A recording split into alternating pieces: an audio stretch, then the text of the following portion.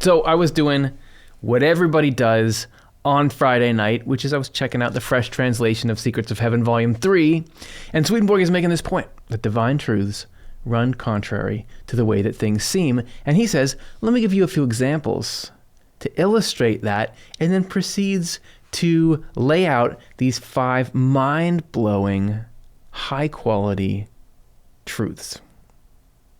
I want to show them to you, see what you think. Truth number 1. Take, for example, the truth that humans, spirits, and angels, so humans at every layer of development, have no life at all in themselves. Only the Lord does. And the life they do have merely seems to be theirs. So while life is in us constantly and eternally, it is not originated by us. This is not actually my life. This is the life that God is giving me every moment. So truth number 1, there's only one source of life. Truth number 2, every word of Scripture holds within it an unlimited number of ideas, even though the word appears to us to be so uncomplicated and unpolished. In fact, every word embraces the whole of heaven and more. The mysteries hidden in it can be presented to the view of angels by the Lord with unending variety forever. You got the Bible, which is boring compared to Harry Potter. And it is like almost a kindergarten reading level compared to modern scientific texts.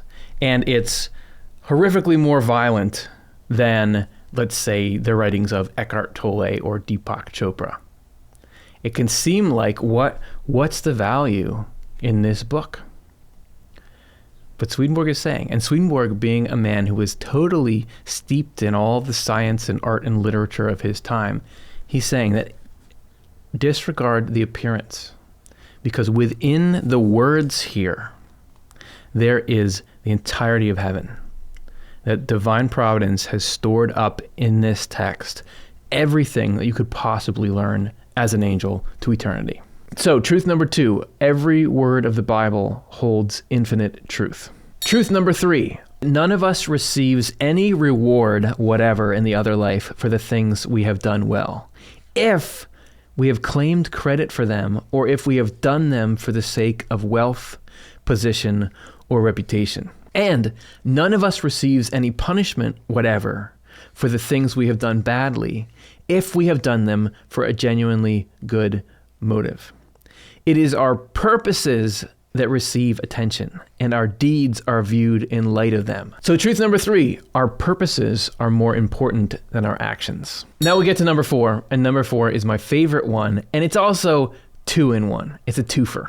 It is a divine truth that whoever strives for the least joy in the next life receives the most from the Lord.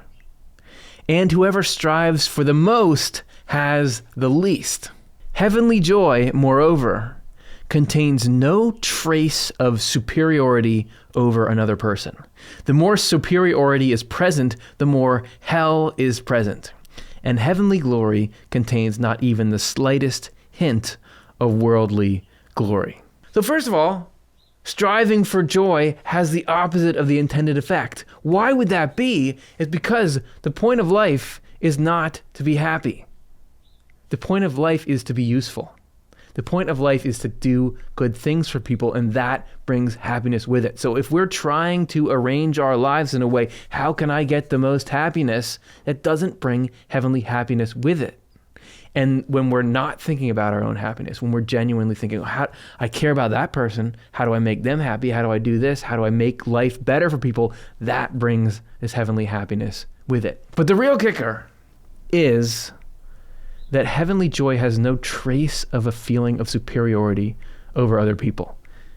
A lot of times, what we think of as joy has built into it this idea that, oh, look at this. I've done this thing well. Everyone's clapping. I'm better than the next person over. Not that I'm aggressive towards them, but it's just fun to be recognized and better. That can feel good, but that's not heavenly happiness. Heavenly happiness has no element of reflecting on your position in the hierarchy within it. That's not what gives it it's fuel. Heavenly happiness is totally animated by this joy in making other people happy and doing what's good. There is a very distinct joy you can get when you care about somebody, you love them, and you know what would make them happy, and then you do something and you know that it made them happy and you feel excited about that. That is heavenly joy. There's a very distinct kind of joy that comes in when you're doing your job or some kind of constructive task and you're thinking about how it's going to make life better and you're excited for the change you're making in the world. That's heavenly happiness. You can get in the flow state, you can get lost in that to where you don't think at all about yourself and how you stack up against the rest of the human race. And that is a little glimpse of heaven. So truth number 4 is that heavenly joy is totally different than worldly joy. Truth number 5, the more firmly we believe no wisdom at all originates in us, the wiser we are. And the more firmly we believe it does originate in us, and so credit our own selves with prudence, the more insane we are. All wisdom, all ability to analyze things and understand and know things originates in God. So if you think, hey, I'm really figuring things out, you're missing the main truth about what it is to be wise. And the more that you think you're directing your life in a really clever way because of your own intelligence, the more you don't understand that God's divine providence is what's actually moving us. And if we do recognize that divine providence is running our lives, you can feel this weight lifting because we operate generally on this assumption that we have this really complex and daunting task of trying to manage our human life and get this optimal outcome. It feels pretty good to say, okay, you got this? Here's the keys. So truth number 5 is that it is wisdom to realize that you don't have any of your own wisdom. So there's 5 divine truths. What do you think? I love them. Let me know in the comments what you think of them. There's a lot more divine truths where those ones came from. Like and subscribe, hit that little bell for notifications, and you'll see whenever we put out a new video. Thanks for watching.